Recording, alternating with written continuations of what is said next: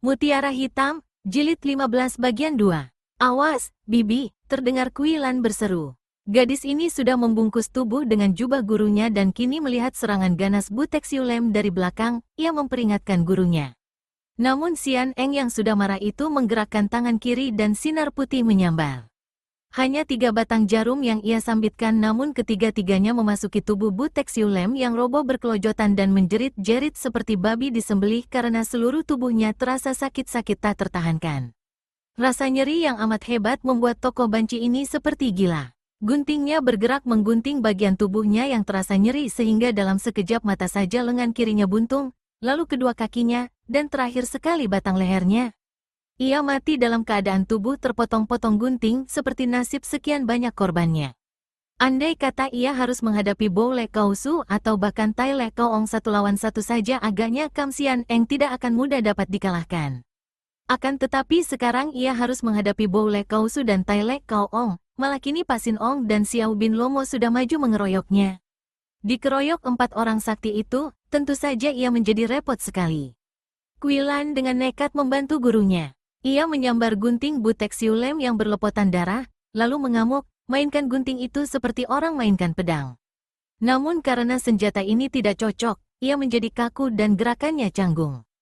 Kui Lan, kau bebaskan saja kami agar kami dapat membantu. Lekas, teriak Hao Lem, Xiang Qi, dan Qiang Liong.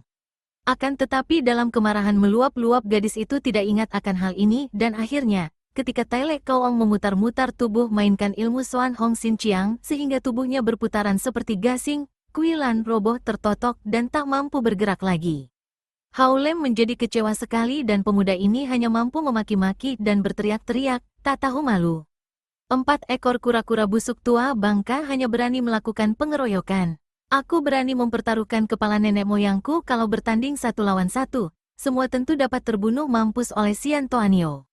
Namun teriakan-teriakannya percuma saja dan akhirnya Kam Xian Eng harus mengakui keunggulan 4 orang pengeroyoknya. Ia tak dapat bertahan lama. Serangan Tai Le Kaong membuat ia terhuyung-huyung dan pening. Ia sudah menghabiskan jarum-jarumnya, sudah mainkan pedang dan kerudung. Namun sia-sia dan akhirnya ia roboh terkena hantaman gergaji Pasin Ong yang mengenai lambungnya. Lambungnya robek. Kam Xian Eng memekik marah dan tendangan kakinya yang dilakukan secara tak terduga-duga membuat Pasin Ong terlempar, akan tetapi pada saat itu tongkat Bo Le Kausu, senjata gembreng Tai Le Kaong, dan pukulan tangan Xiao Bin Lomo membuat ia roboh terkapar tak bernyawa lagi. Pasin Ong sudah bangkit dan hanya terluka ringan. Wanita hebat, Tai Le Kaong mengangguk-angguk dan diam-diam ia memuji karena biarpun ia sanggup seorang diri mengalahkan Kam Xian Eng namun tentu memakan waktu yang lama. Qiang Liong, Pangeran Talibu, Mimi, Yu Xiang Qi, dan Hao Lem memandang ke arah 4 orang kakek itu dengan jantung berdebar. Bahkan Hao Lem sendiri kini diam saja, maklum bahwa kata-kata tidak ada artinya lagi sekarang. Bahaya hebat mengancam mereka, akan tetapi mengapa gurunya belum juga muncul? Ataukah ia salah dengar dan bukan suara gurunya? Bo Le Kausu dengan muka geram menghadapi para tawanan muda. Ia marah sekali karena sekaligus kehilangan 2 orang pembantu kuat, yaitu Kam Xian Eng dan Butek Siulem. Suma Kiat hanya berdiri memandang mayat ibunya, tidak menangis, tidak tertawa, hanya menunduk. Suma Kongcu, bagaimana pendapatmu kini? Tiba-tiba Bo Le Kausu bertanya kepada pemuda itu. Ia hendak menjenguk isi hati pemuda yang kematian ibunya ini. Suma Kiat berkata, suaranya menggetar. Apa yang dapat kukatakan, Kausu? Kami ibu dan anak telah membantumu dengan kenyataan. Akan tetapi ibu karena membela gadis sialan ini telah menjadi korban. Kausu, berikan gadis itu kepadaku, aku ingin membalas dendam ini kepadanya. Bo Le Kausu mengangguk. Baik sekali kalau begitu pendapat pemuda ini. Boleh saja, asal kemudian dibunuh. Dia telah menimbulkan banyak kerewelan. Kemudian setelah Suma Kiat memondong tubuh Kui Lan yang pingsan dan dibawa keluar kamar tahanan, Bo Le Kausu menghadapi Pangeran Talibu dan berkata, Pangeran, untuk penghabisan kali, apakah kau masih keras kepala? Kalau sekarang kalian semua kubunuh, siapa yang akan berani menolongmu? Sunyi tiada jawaban dari para tawanan muda. Tiba-tiba terdengar bunyi ledakan keras disusul sorak-sorai. Agaknya ini sebagai jawaban pertanyaan Bo Le Kausu karena pada saat yang amat berbahaya bagi keselamatan semua tawanan muda itu, tiba-tiba saja berkelebat bayangan orang dan bagaikan gerakan iblis, entah dari mana datangnya, tahu-tahu di situ berdiri seorang laki-laki yang tinggi tegap, tampan, dan gagah berusia 55 tahun kurang lebih. Sebatang suling terselip di pinggang, topinya lebar dan sepasang mata yang memandang dari bayangan topi itu penuh wibawa. Suling emas, seruan ini keluar dari mulut Tai Le Kaong, dan semua kakek itu terkejut seperti disambar kilat. Terutama sekali Bo Le Kausu yang mendengar suara ribut-ribut di sekeliling markasnya, tanda bahwa di luar terjadi perang hebat. Suling emas tidak mempedulikan 4 orang kakek itu yang menatapnya dengan mata terbelalak dan sikap gentar. Ia melirik dan dengan ujung matanya menyapu keadaan para tawanan. Pandang matanya mencari-cari, kemudian bertemu dengan pandang mata Qiang Liong. "Di mana mutiara hitam?" tanyanya. Suaranya tenang dan halus, seperti sikapnya. Dia dibawa pergi Sumakiat, putra Xian Toanio. Qiang Liong menunjuk dengan pandang matanya ke arah mayat Kam Xian Eng. Sejenak pandang mata suling emas menuju kepada muka Kam Xian Eng yang sudah mati, muka yang cantik dan tersenyum aneh. Sedetik suling emas memejamkan mata, seperti terkejap. Yang menggeletak tak bernyawa itu adalah adik tirinya. Kemudian kaki kanannya dibanting perlahan dan gunting besar milik Butek Siulem terbang dari lantai menuju tangannya. Suling emas menyambar gunting dan terdengar bunyi nyaring 2 kali ketika gunting menyambar belenggu kaki tangan Qiang Liong. Suling emas melempar gunting ke atas lantai sambil berkata, "Pergi kau kejar dan ambil kembali mutiara hitam." "Baik, Suhu." Qiang Liong menyambar gunting dan menggunting pula belenggu Yu Xiangqi, kemudian berkelebat pergi meninggalkan gunting kepada Xiangqi yang kini sibuk membebaskan teman-temannya. Suling emas menjura kepada Tai Le Kaong. "Kaong, selamat berjumpa kembali. Agaknya sahabat-sahabat ini adalah Pak Sin Ong dan Xiao Bin Lomo. Sayang bahwa Samwi atau Tuan bertiga terperosok rendah mengabdi orang hesi-hesia." "Suling emas, jangan sombong. Kamu kira dapat menangkan kami berempat?"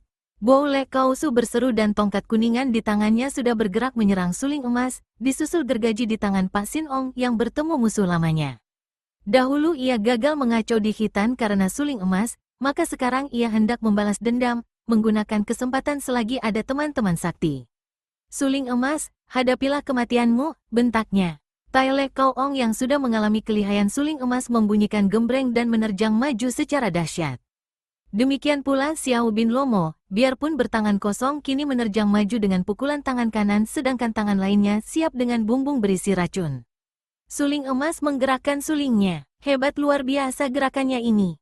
Sinar kuning menyilaukan mata bergulung-gulung seperti naga bermain di angkasa, dan semua senjata lawan terpukul mundur. Namun ia dikurung rapat dan 4 orang pengeroyoknya adalah jagoan-jagoan yang berilmu tinggi. Tempat itu kurang luas untuk menghadapi pengeroyokan, apalagi di situ terdapat mayat Kam Xian Eng dan Butek Siulem. Suling emas tidak mau menginjak mayat adik tirinya, maka terdengar suara melengking panjang dan sinar sulingnya menyambar dengan lingkaran-lingkaran besar. Ketika 4 orang pengeroyoknya mundur, ia melesat keluar kamar. Tentu saja 4 orang pengeroyoknya tidak membiarkan ia pergi dan cepat menyusul. Kiranya suling emas sudah menanti mereka di luar, di tempat yang luas, sambil memalangkan suling di depan dada dan tangan kiri diangkat tinggi di atas kepala. Sikapnya gagah bukan main dan biarpun usianya sudah setengah abad lebih, ia tampak gagah dan tampan, tubuhnya masih padat dengan sikap tegak berdiri, dadanya bidang. "Hiyah!" Bo Le Kausu memekik dan tongkatnya menyambar kepala suling emas yang hanya miringkan tubuh menghindarkan diri, namun sulingnya menyambar dengan totokan ke arah lambung ketua hesi-hesia ini. Dengan menyontekkan tongkat ke samping, Bo Le Kausu berhasil menangkisnya. Pada setengah detik berikutnya, gergaji Pak Sin Ong menyambar pinggang dan suling emas sudah menangkis dengan suling, berusaha menempel gergaji dengan sinkang. Akan tetapi pada saat itu Tai Le Kaong sudah menghimpitnya dengan sepasang gembreng yang amat berbahaya itu sehingga suling emas terpaksa melepaskan sulingnya dan meloncat ke belakang, membiarkan gembreng lewat. Siku kirinya menotok pergelangan tangan Bo Le Kausu yang hendak menyerang sehingga kakek ini meloncat ke samping. Kemudian suling emas sudah meloncat lagi ke depan. Selagi Tai Le Kaong belum menarik kembali gembrengnya, pendekar sakti ini sudah memukulkan suling ke arah kepala. Tai Le Kaong tentu saja tidak mau kepalanya dipecahkan suling, cepat menghindar. Suling emas sekali lagi meloncat ke belakang karena tangan Xiao Bin Lomo sudah memukulnya dengan jari tangan miring yang kalau mengenai iganya dapat mematahkan tulang iga. Pertandingan terjadi makin seru dan cepat. Gerakan suling emas indah sekali. indah dan cepat, namun karena 4 orang pengeroyoknya juga bukan orang-orang biasa, ia kalah cepat dan terpaksa bertubi-tubi menangkis serangan yang datang bergantian bagaikan hujan lebatnya. Setelah pendekar sakti ini mainkan ilmunya, Hong In Bun Hoat, sulingnya mencoret-coret huruf-huruf sakti di udara, barulah dia dapat mematahkan semua serangan dan dapat mengimbangi gencarnya serangan, sungguh pun ia masih belum dapat membalas serangan.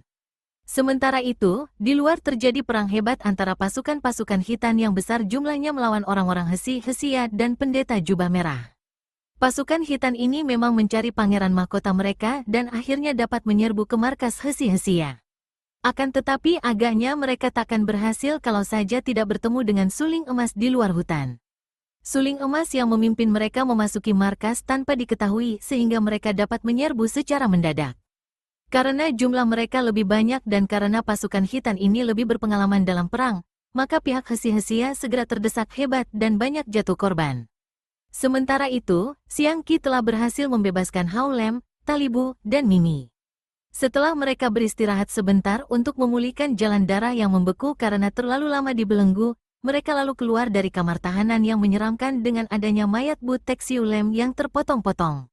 Mereka siap membantu suling emas, bahkan Pangeran Talibu sendiri cemas melihat ayah kandungnya dikeroyok tadi. Akan tetapi hatinya lega mendengar teriakan-teriakan pasukannya, teriakan-teriakan itu adalah tanda bahwa pihak pasukannya berhasil mendesak dan menang. Ketika mereka tiba di luar, hati mereka makin lega. Kiranya suling emas kini bukan hanya seorang diri menghadapi pengeroyokan 4 musuh, melainkan dibantu seorang kakek tua renta yang cebol, berkepala besar, dan tertawa cekikikan. Yang paling girang hatinya adalah Hao Lem karena ia mengenal kakek ini yang bukan lain adalah kakek aneh luar biasa, Bu Tek Lo Jin yang menjadi gurunya hanya untuk beberapa hari lamanya. Pak Sin Ong dan Tai Le Kau Ong mengeroyok suling emas, adapun Xiao Bin Lo Mo dan Bo Le Kau Su mengeroyok Bu Tek Lo Jin. Baik Bu Tek Lo Jin yang hanya memegang sebatang ranting kecil maupun suling emas yang bersenjatakan suling dapat mendesak kedua pengeroyok masing-masing. Akan tetapi pada saat itu, serombongan Wesio jubah merah yang mendengar tanda bahaya yang dikeluarkan Bo Le Kau Su, sudah datang dengan senjata di tangan untuk mengeroyok 2 orang pendekar sakti itu.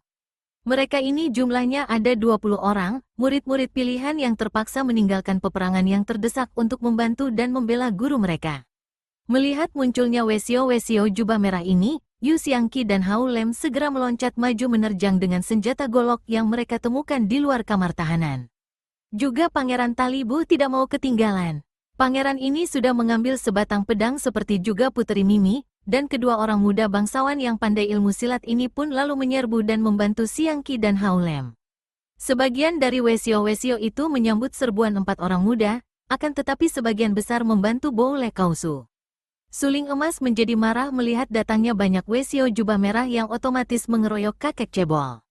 Ia membuat gerakan panjang, gulungan sinar suling yang sungguh luar biasa melibat bayangan Tai Le Kau Ong. Kau Ong kaget, merasa betapa sinar itu mengandung hawa dingin yang tajam melebihi pedang. Untuk menjaga diri, Kau Ong lalu berputaran seperti gasing, sepasang gembrengnya menjadi sinar yang membungkus tubuhnya. Akan tetapi ia kena diakali suling emas yang memang hanya menggertak saja.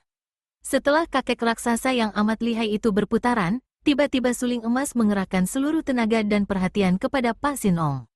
Tubuhnya berkelebat, sulingnya melengking bagaikan sinar kilat menyambar ke arah Pak Sin Ong. Kini Pak Sin Ong tidak ada pembantu karena sahabatnya sedang berputaran seperti gasing. Terpaksa ia menangkis dengan gergaji di tangan kanan sedangkan tali pancingnya menyambar ke arah kaki suling emas. Kring, krekek, gergaji itu patah-patah menjadi beberapa potong. Pak Sin Ong hendak meloncat mundur akan tetapi alangkah kagetnya ketika gerakannya itu terhalang oleh tali pancingnya sendiri yang kini sudah melibat-libat tangan suling emas. Kiranya pendekar sakti itu telah menangkap pancingnya dan karena talinya diikatkan pada pinggang, Pak Sin Ong tak dapat melarikan diri. Ia menjadi nekat, membetot-betot tali pancing dan mengirim pukulan sambil tiba-tiba menubruk maju. Tubuh yang menubruk itu diterima dengan tusukan suling. Pak Sin Ong mengulur tangan menangkap suling. Gerakannya cepat dan tak terduga-duga sehingga suling itu dapat tertangkap. Mereka saling betot, adu tenaga. Namun Pak Sin Ong kalah kuat sehingga terpaksa mempergunakan kedua tangan melawan tangan kanan suling emas. Sambil tersenyum suling emas mempertahankan suling dengan tangan kanan, adapun tangan kirinya bergerak cepat, jari-jari tangan yang ampuh dan kuat itu satu kali menusuk ke arah pelipis lawan. Tanpa mengeluarkan suara, Pak Sin Ong melepaskan suling dan roboh tak bergerak lagi. Ketika suling emas siap menghadapi Tai Le Kaong, ternyata si Raja Monyet itu telah melompat jauh melarikan diri. Ia tidak mengejar, melainkan menyerbu ke depan membantu kakek cebol yang kini dikeroyok banyak sekali lawan. Para murid Bo Le Kausu tentu saja semua mengeroyok si cebol ini untuk membantu guru mereka. Si kakek cebol benar-benar hebat luar biasa sehingga mengagumkan hati suling emas. Ia dapat menduga siapa adanya kakek ini, tentulah Butek Lojin, karena siapa lagi di dunia ini ada tokoh sakti memiliki tubuh seperti kanak-kanak dan kepala besar seperti raksasa? Memang kini sudah kelihatan tua sekali sehingga kalau melihat mukanya orang yang pernah bertemu akan menjadi pangling.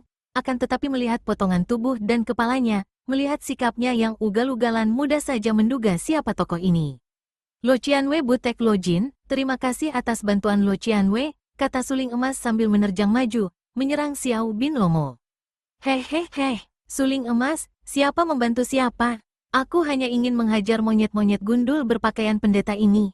Bret, celana dua orang Wesio jubah merah robek dan putus tali kolornya. Tentu saja dua orang Wesio itu kedodoran dan tersipu-sipu, kemudian mundur untuk membenarkan celananya yang robek. Kakek cebol itu tertawa bergelak dan tubuhnya kembali berkelebatan di antara sinar senjata para pengeroyoknya yang amat banyak. Hayo Bo Le Kausu, lepaskan celanamu, kembali kakek cebol itu tertawa dan menerjang. Ia tidak pedulikan para Wesio yang menghalanginya. Dengan lincahnya ia melejit dan menyelinap, tahu-tahu ia sudah berhadapan lagi dengan Bo Le Kausu. Kalau tadi ia belum berhasil adalah karena selain Bo Le Kausu sendiri amat lihai, kakek pemimpin hesi-hesia ini dibantu pula oleh Xiao Bin Lomo. Kini menghadapi kakek cebol seorang diri, Bo Le Kausu menjadi pucat dan marah. Tongkat kuningnya yang berat digerakkan menghantam tubuh Butek Lojin.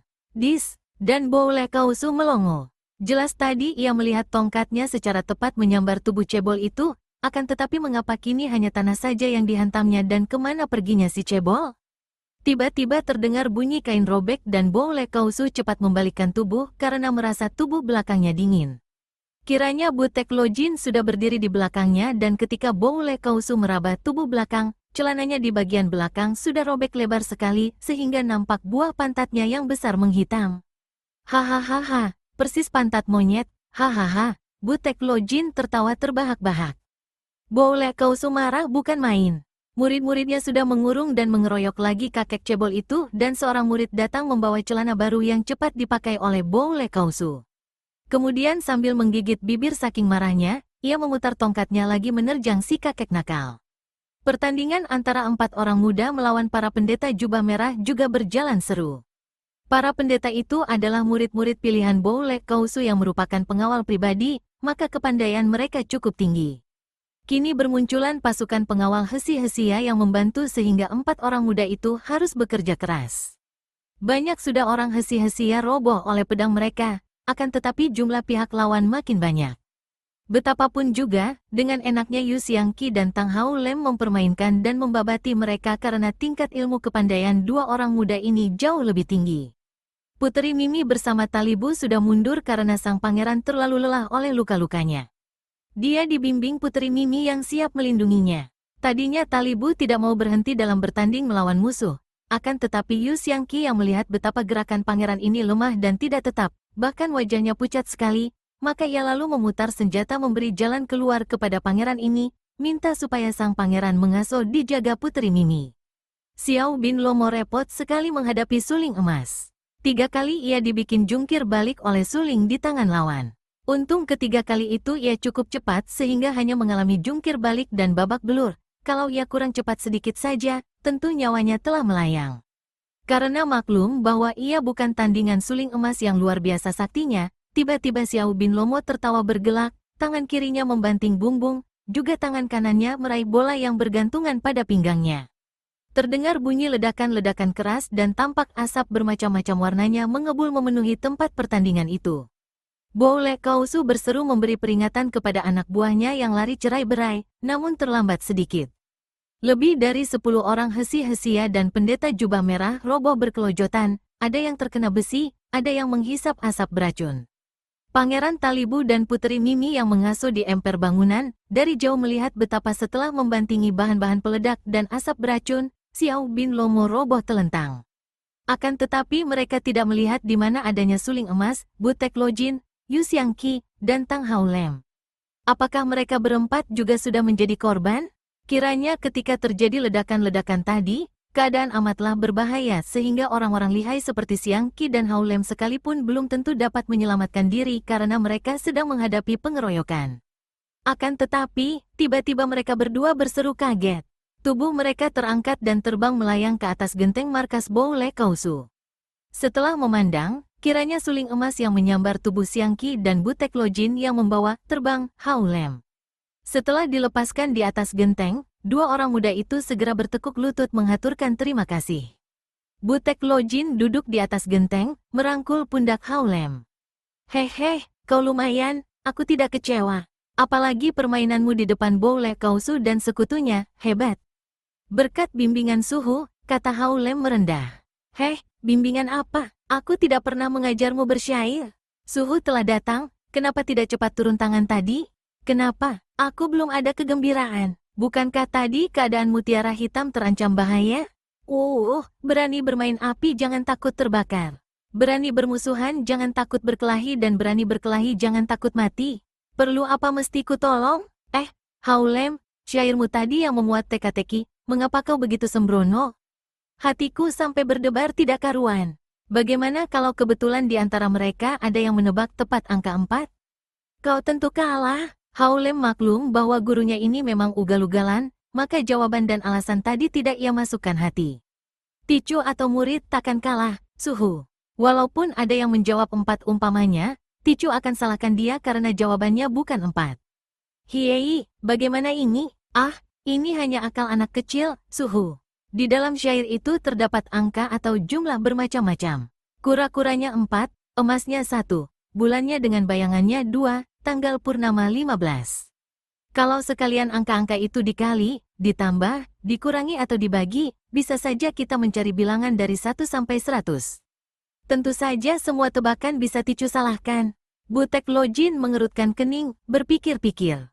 Kemudian setelah mengerti duduknya persoalan, ia tertawa bergelak. Hahaha, kalau begitu kau tipu mereka mentah-mentah. Bukan menipu, suhu, melainkan ini akal anak kecil. Hanya orang goblok dan tolol saja yang dapat diakali permainan kanak-kanak macam ini. Dan di dunia ini terlalu banyak orang tolol dan goblok. Hahaha, orang-orang yang punya kedudukan tinggi bisa diakali. Kau lihat nanti, Haolem. Aku tak mau kalah denganmu. Kau lihat nanti bagaimana aku permainkan mereka dengan akal anak kecil juga. Lihat ini. Setelah berkata demikian, Butek Lojin menggunakan jari kelingkingnya mengorek-ngorek ke dalam lubang hidungnya, mengeluarkan upil atau tahi hidung dan mengumpulkan lalu memelintir-lintirnya menjadi semacam pel. Terlalu sedikit, katanya tertawa. Hayo kau keluarkan punyamu, kau juga, suling emas, dan kau, jombel muda. Haolem mengedipkan mata kepada Xiangqi agar pemuda itu suka memenuhi permintaan kakek itu.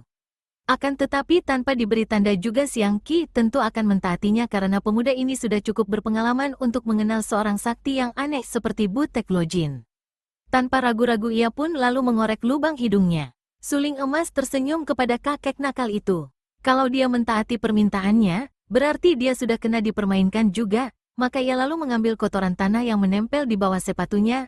Butek Lojin, dicampur dengan kotoran ini tentu lebih lezat rasanya. Ia menyerahkan segelintir tanah kotor yang diambilnya dari bawah sepatu. Hahaha, bagus, bagus.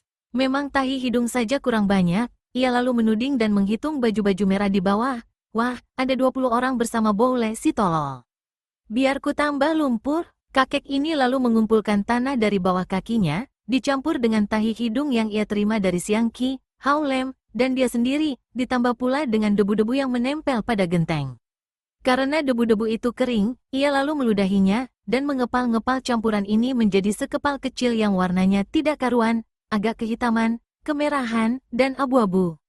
Asap sudah buyar, lihat, pangeran dan puteri kelihatan bingung kehilangan kita.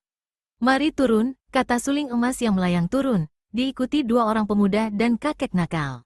Suling emas lebih dulu mengambil sulingnya yang menancap di dahi Xiao bin Lomo yang sudah tewas.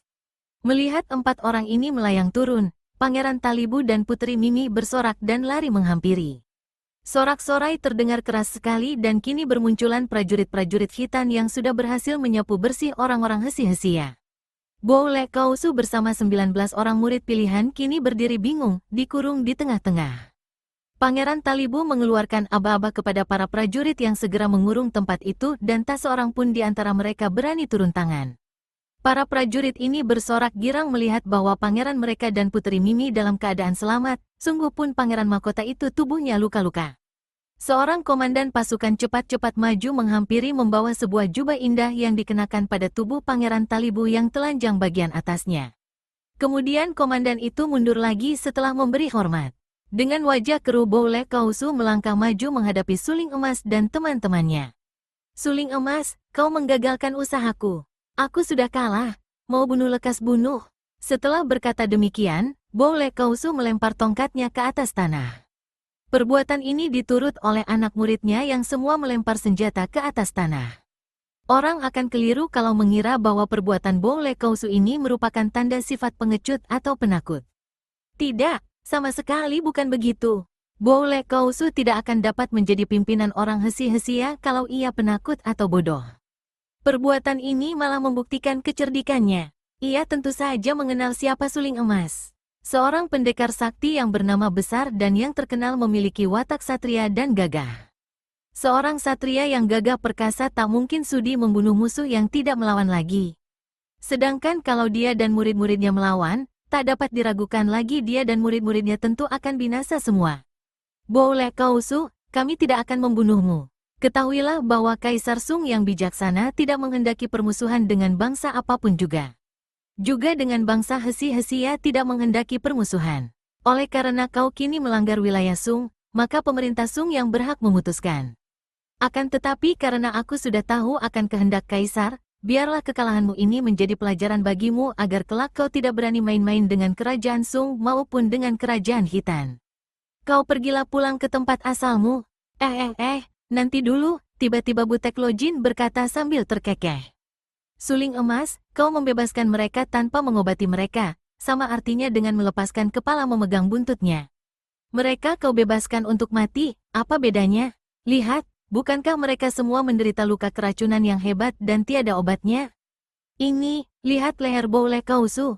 Ia mendekati dan tangannya menunjuk ke arah leher. Tentu Bo Le Kausu tidak dapat melihat lehernya sendiri. Tapi coba tarik napas dalam, tidakkah terasa gatal dan sakit?